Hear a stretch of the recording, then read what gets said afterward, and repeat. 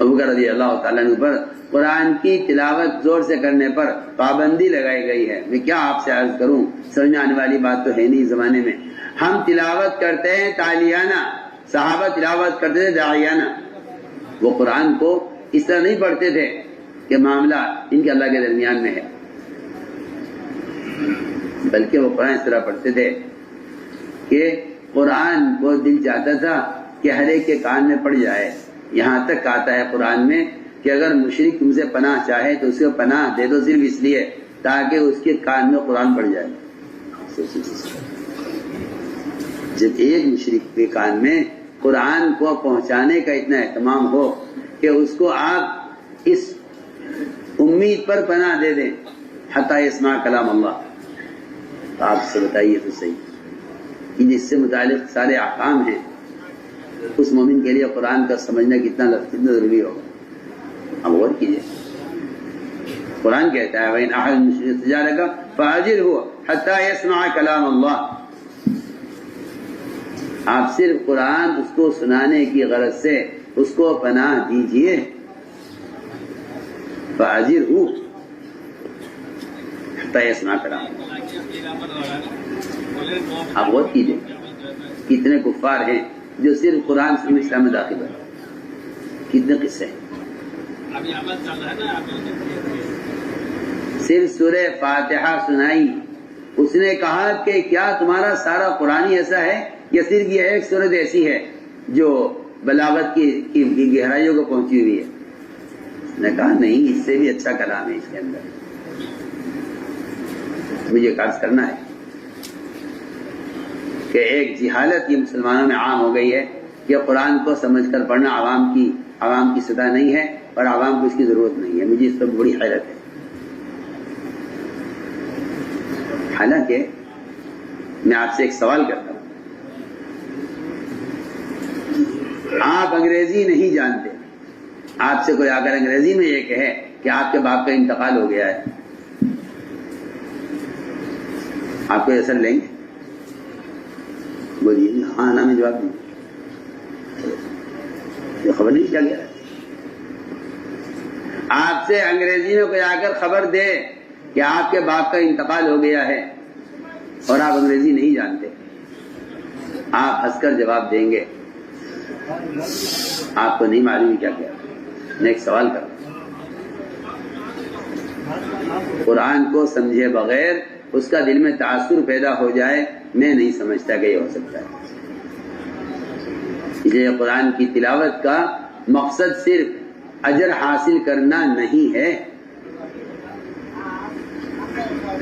بغیر سمجھے پڑھنے سے اجر کے ملنے میں تو کوئی شک نہیں ہے، ملے گا، لیکن یہ قرآن کا جو کہنا چاہیے کہ قرآن کا مقصد صرف اس کا پڑھنا نہیں ہے،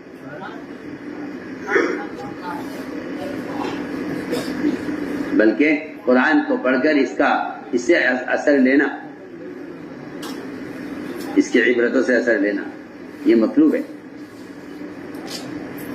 ہم اس لیے متاثر نہیں ہوتے کہ ہم اس کے ترجمے کی طرف توجہ نہیں دیتے، ورنہ میں عرض کر دوں وہاں طریقہ قول یہ فرماتے تھے قرآن کو بغیر سمجھے پڑھنے میں خیر نہیں ہے، کیونکہ اس کا اصل مقصد اس سے تاثر لینا، اور تاثر ظاہر بات ہے وہ لے گا جس بات کو سمجھے گا۔ مشرکین کیونکہ ان کی زبان میں تھا یہ قرآن، اس لیے وہ اس سے متاثر ہوتے تھے۔ ہمیں عرض کرنا ہے یہ قرآن کو سمجھ کر پڑھنا یہ ہر مسلمان کی اپنی ذاتی ضرورت ہے، ہر مسلمان کی ذاتی ضرورت ہے۔ اللہ جزائے خیر جو علماء حق کو کہ اس کے آسان ترجمے کر دیے ہیں، لیکن مجھے اس بات کی صرف حیرت ہے کہ لوگ اعدائے دین کی زبانیں تو سیکھ لیتے ہیں اپنی دنیا کے لیے، لیکن جو کتاب آسمان سے مسلمانوں سے براہ راست مخاطب ہے اس کو سمجھ کے پڑھنے کا شوق اور فکر نہیں، کوئی تقاضا نہیں ہے۔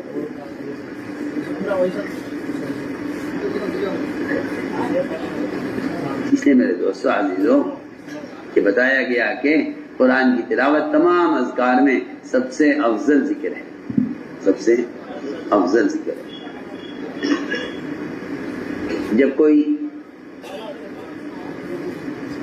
اسلام میں نیا داخل ہوتا تھا تو سب سے پہلے آ کر یہ سوال کرتا تھا صحابہ سے کہ تمہارے قرآن پڑھنے کا کیا معمول ہے؟ قرآن پڑھنے کا کیا معمول ہے؟ پہلا سوال نیا نیا آدمی آگے پوچھتا تھا کہ تمہارا قرآن پڑھنے کا کیا معمول ہے؟ صحابہ اس سے کہتے نئے آنے والے سے کہ ہمارا معمول ہے 1 ہفتے میں قرآن پورا کرنے کا، ہمارا معمول ہے 1 ہفتے میں قرآن پورا، اور یہ سب سے معتدل اور سب سے بہترین معمول ہے، سب سے بہترین معمول۔ اب ایک بدعت شروع ہوگی، رمضان آ گئے نا، اب آئے گا رمضان، کیا شروع ہوگی؟ بدعت شروع ہوگی۔ پورے سال فرض نہیں پڑھتے، جی ہاں، اور رمضان میں نفلیں شروع ہوں گی، شبینے، لوگ بگاڑیں گے، قرآن کو بھی بگاڑیں گے، نماز کو بھی بگاڑیں گے، شریعت کو بھی بگاڑیں گے۔ بیٹھ کر ٹیک لگا کر دیوار کے سہارے سے کھڑے ہو، ایک صحابی نے رسی باندھی ستونوں میں، 2 ستونوں میں، اور اس کے سہارے سے کھڑے ہوئے کہ تاکہ لمبا قیام ہو نماز میں۔ میں رسی کیسی بندھی ہے کہ جی وہ بنا صحابی ہیں، وہ لمبے کیونکہ کھڑے کھڑے تھک جائیں گے، اسی میں رسی باندھ لی ہے تاکہ اس کے سہارے سے کھڑے ہو کر۔ آپ نے فوراً اصلاح کی کہ نہیں، یہ طریقہ نہیں، جتنا کر سکتے ہو کرو۔ سنو میں کیا کہہ رہا ہوں، جب آدمی عمل کو بڑھانا چاہتا ہے تو عمل کو زیادہ کرنے میں ضائع کر دیتا ہے۔ عمل ضائع ہوتا ہے عمل کی زیادتی سے۔ اللہ کو عمل کی زیادتی پسند نہیں ہے، اللہ کو بہت سارا عمل چاہیے ہی نہیں۔ اللہ نے کہیں کہا نہیں ہے اکثر و عملہ کہیں نہیں کہا، احسن عملہ کہا ہے، مجھے اچھا عمل چاہیے۔ اعتدال کی بات یہ ہے کہ ہفتے میں قرآن پورا کیا جائے، ہفتے میں قرآن پورا کیا جائے، ہفتے میں قرآن پورا کیا جائے، 1 ہفتے میں۔ اور لوگ اسے اپنا کمال سمجھتے ہیں کہ وہ 1 رات میں پورا قرآن سنا دیں۔ میں سمجھتا ہوں کہ نہ ان کی تلاوت میں تجوید ہے، نہ ان کی تلاوت میں تدبر ہے، نہ ان کی تلاوت میں اللہ کا دھیان ہے، کچھ نہیں ہے۔ یہ تھوڑے وقت میں زیادہ کام کر کے آگے بڑھنا چاہتے ہیں، حالانکہ تھوڑے وقت میں یہ کہنا کہ زیادہ وقت تلاوت میں مشغول رہو، اس کا مطلب یہ نہیں ہے کہ آپ زیادہ تلاوت کریں، اس کا مطلب یہ ہے کہ زیادہ وقت آپ تلاوت میں مشغول رہیں۔ آپ دن بھر میں 1 منزل پڑھیں، 1 منزل، ایک دن میں 1 منزل، ایک دن میں 1 منزل، ہفتے میں قرآن ختم کریں، ہفتے میں قرآن ختم کریں، یہ معمول ہونا چاہیے۔ ہفتے میں قرآن ختم کیا جائے، اس سے زیادہ جلدی کرنا اگر واقعی اس میں خیر ہوتی تو صحابہ اکرام اس کو اختیار کرتے۔ ہفتے میں قرآن ختم کرو، اس لیے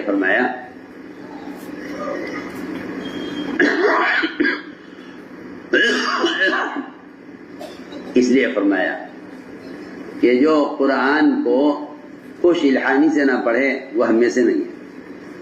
لو جی، آپ تو سمجھتے ہیں زیادہ پڑھ کر میں آگے بڑھ جاؤں گا، وہاں حدیث یہ کہہ رہی ہے من لم یتغنى بالقرآن فلیس منا، کہ جو قرآن کو اچھی آواز سے نہ پڑھے وہ ہم میں سے نہیں ہے۔ اچھی آواز کسے کہتے ہیں؟ اچھی آواز قرآن گانے کو نہیں کہتے، ورنہ عمر رضی اللہ تعالیٰ نے فرمایا تھا کہ میں دیکھ رہا ہوں کہ تم نے قرآن کو گانا بنا لیا ہے، تم نے قرآن کو گانا بنا لیا۔ جس امام کی آواز تمہیں اچھی لگتی ہے تم اس کے پیچھے نماز پڑھتے ہو، اس طرح تم نے قرآن کو گانا بنا لیا ہے۔ جو قرآن کو گاتا ہے تمہیں اس کے پیچھے نماز پڑھنے میں مزہ آتا ہے، یہ فرمایا سمجھ۔ اور مجھ سے ہو سکا تو میں تم سب کو ایک قاری کے پیچھے جمع کر دوں گا۔ چنانچہ عمر رضی اللہ تعالیٰ نے سید القرا ابی بن کعب کو سارے مردوں کا امام بنایا، سارے مردوں کا امام بنایا، سارے مردوں کا امام بنایا سید القرا ابی بن کعب کہ آپ امام مردوں کے، آپ پڑھائی ان کو نماز۔ ورنہ جس کی آواز اچھی لگتی تھی وہ اس کی اچھے لہجے، اس کی اچھی آواز کی وجہ سے نماز میں اس کے پیچھے ہو لیا، اس کے پیچھے نہیں باندھ لیا کرتا۔ فرمایا نہیں۔ تو میں نے ایک بات عرض کی ہے کہ قرآن کو گانا بھی نہ بناؤ اور قرآن کو اچھی آواز سے پڑھو، یہ دونوں چیزیں جمع کیسے ہوں؟ کہیں کہ اچھی آواز میری بات توجہ سنو، اچھی آواز کیا ہے؟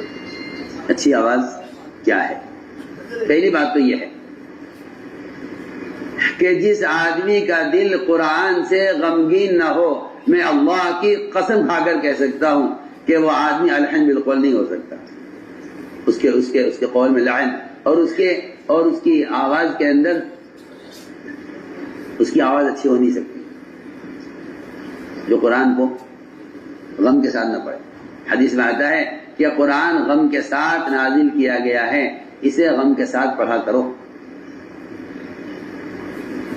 قرآن اسے غم کے ساتھ پڑھا کرو۔ اس لیے آپ دیکھیں گے جن صحابہ پر جتنے سخت حالات گزرے ہیں ان کے قرآن کی تلاوت میں اتنا ہی رونا ملے گا۔ حضرت عثمان کی زندگی جیسی گزری ہے، شروع سے لے کر شہادت تک حضرت عثمان کی زندگی کیسی گزری ہے۔ حضرت عثمان رضی اللہ تعالیٰ عنہ قرآن پڑھتے تھے تو حضرت عثمان کے رونے کی آواز آخری صف تک جایا کرتی تھی۔ عمر رضی اللہ عنہ قرآن پڑھتے تھے، حضرت عمر کے رونے کی آواز آخری صف تک جایا کرتی تھی۔ سنو میں کیا کہہ رہا ہوں، آخری صف تک رونے کی آواز، آخری صف تک۔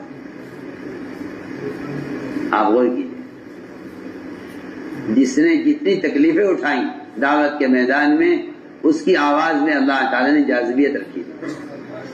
حضرت بلال کی اذان کی نقل کی ایک مشرک نے فتح مکہ کے موقع پر صحابی نے کی شکایت کی گئی، جی فلاں مشرک ہے، بلال نے صاحب نے اذان دلوائی ہے کعبے کی چھت پر، وہ بلال کی اذان کی نقل بنا رہا ہے، استہزاء کر رہا ہے، اذان کا مذاق اڑا رہا ہے۔ فرمایا لے کے آؤ اس مشرک کو میرے پاس۔ اسے لایا گیا پکڑ کے آپ کے سامنے، فرمایا کہ تم بلال کی اذان کی نقل کر رہے تھے کہ جی ہاں۔ فرمایا میرے سامنے نقل کرو بلال نے اذان کیسے دی۔ ظاہر بات ہے سارے مکہ والے ڈرے ہوئے تھے کہ خبر نہیں کیا فیصلہ ہوگا ہمارے حق میں۔ آج آپ کا حکم تھا، کفار ڈرے ہوئے تھے، اس نے آپ کے حکم پر دوبارہ بلال کی نقل اتارنی شروع کی، بالکل بلال کے انداز سے اور بلال کی آواز سے اس نے اذان دینی شروع کی۔ جب آیا اشہد ان محمد رسول اللہ پر آیا تو بجائے محمد رسول اللہ کہنے کے کہ لگا اشہد انک رسول اللہ، نے گواہی دیتا بے شک آپ اللہ کا رسول ہیں۔ بلال کی اذان کی استہزاء نقل اتارنا بھی ایک مشرک کے لیے سبب ہدایت بن گیا۔ آپ سوچیے تو صحیح، حالانکہ وہ مشرک تھا اور اذان کا مذاق بنانے کے لیے اس نے بلال کی نقل اتاری۔ تو میں یہاں لاؤ اس مشرک کو، میں سنتا ہوں کیسے اذان دیتا ہے۔ اذان دیتے دیتے جب استر آیا اشہد ان محمد رسول اللہ تو اس کے ساتھ ساتھ اس نے اسلام قبول کیا۔ میں عرض کرنا چاہتا ہوں کہ آپ کو صحابہ میں ان کی قرات میں رونا ملے گا جنہوں نے اس راستے میں اذیتیں زیادہ برداشت کی۔ سننا میری بات توجہ سے،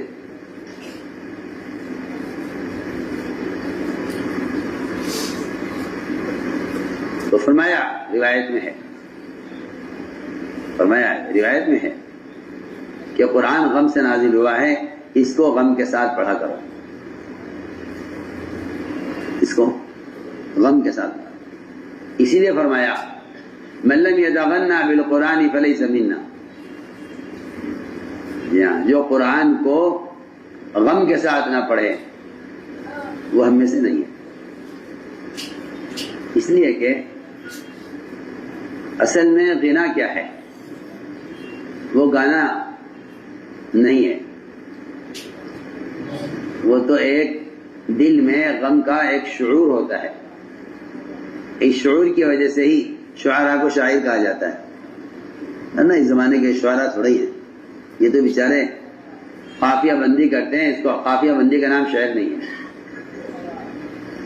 جی ہاں، مقفع کلام شعر نہیں ہے، شعر تو شعور سے بنا ہے۔ جس کا دل زندہ ہو، جس کے دل میں شعور ہو، جو آدمی اندر سے غمگین ہو۔ آپ دیکھیے ان لوگوں کے اشعار دیکھیے جن کی زندگیاں مشکل گزری ہیں، اندر سے غم اور اندر کی پریشانیاں اور تکالیف ان کے اندر ایک شعور پیدا کرتی ہیں۔ اس شعور سے شاعر بنتا تھا۔ اس زمانے میں تو تک بندی کا نام شاعری رکھا ہوا ہے۔ جی ہاں، تک بندی کو شاعری کہتے ہیں، حالانکہ شاعری الگ چیز ہے، تک بندی الگ چیز ہے۔ حدیث میں ہے من لم یتغنى بالقرآن فلیس منا۔ اس لیے خوش الہانی کے لیے چند چیزیں ضروری ہیں، شعور ہو اور قرآن کے حروف کی صحیح ادائیگی ہو، اور تیسری شرط یہ ہے کہ جو آیت آپ پڑھ رہے ہیں اس آیت کا مفہوم اور اس آیت کا شان نزول اور اس پر اس موقع کے حالات وہ آپ کے ذہن میں ہوں، تب تو آپ قرآن کو خوش الہانی کے ساتھ پڑھ سکتے ہیں۔ اور اگر یہ تمام چیزیں نہیں ہیں تو پھر یہ آپ کے گلے کی آواز ہے، یہ آپ کے دل کی آواز نہیں ہے۔ بہت اہم بات ہم عرض کر گئے، یہ آپ کے گلے کی آواز ہے، یہ آپ کے دل کی آواز نہیں ہے۔ اسے صاف فرمایا آپ صلی اللہ علیہ وسلم نے کہ وہ قرآن پڑھیں گے لیکن قرآن ان کی ہستی سے تجاوز نہیں کرے گا، نہ آسمان کی طرف قبولیت کے اعتبار سے، نہ دل کی طرف حقیقت کے اعتبار سے۔ صاف صاف فرمایا حدیث میں کہ وہ قرآن پڑھیں گے اور آپ قرآن پڑھنا، ان کا قرآن پڑھنا بڑا اچھا لگے گا، ان کی آوازیں بڑی اچھی ہوں گی، ان کا پڑھنے کا انداز بڑا پیارا ہوگا، لیکن قرآن ان کی ہستی سے بھی تجاوز، یہاں سے بھی تجاوز نہیں کرے گا، نہ اوپر کی طرف قبولیت کے لیے آسمانوں کی طرف اور نہ کے اعتبار سے دل کی طرف۔